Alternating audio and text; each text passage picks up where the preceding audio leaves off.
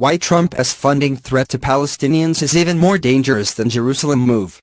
Donald Trump's latest intervention in the Middle East peace process, one he has already upended by recognizing Jerusalem as Israel's capital, looks like being his most chaotic move yet.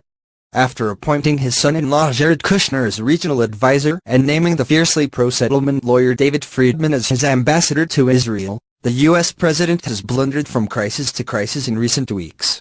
His speech recognizing Jerusalem as the Israeli capital breached international consensus and UN resolutions. But in the latest move, a threat to cut funding to UNRWA, the UN agency that supports Palestinian refugees, and to the Palestinian Authority, is more dangerous still, demonstrating a lack of understanding of the delicate mechanics that help maintain relative peace between Israelis and Palestinians.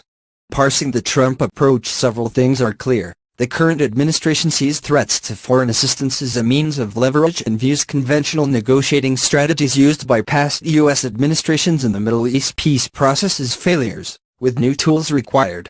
What is also evident is that Trump and his advisors regard the moves at the UN Security Council and in the UN General Assembly to condemn the Jerusalem announcement as an escalation calling for a response. That response has hidden on some of the most sensitive pressure points in Palestinian society and the peace process more generally.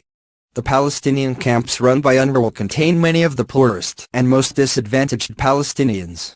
It is in these camps, in places such as Ramallah, Nablus and Jenin on the West Bank and across Gaza, that many of the most radicalized of the Palestinian factions reside.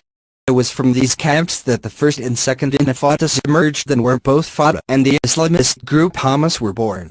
They are places that pride themselves both on their resilience and on being the conscience of the Palestinian national movement. Since the second intifada, the weapons still held by the factions have largely remained inside these camps, kept under control by the Palestinian security forces of President Mahmoud Abbas. The interventions by Trump and, hours earlier, his UN ambassador, Nikki Haley, would seem to hit the twin poles of that fragile arrangement, UNRWA and the wider Palestinian Authority. There is another, more far-reaching impact. For years, the international community, with the U.S. at its head, has coup-proofed the Palestinian Authority, to use the term popularized by the political scientist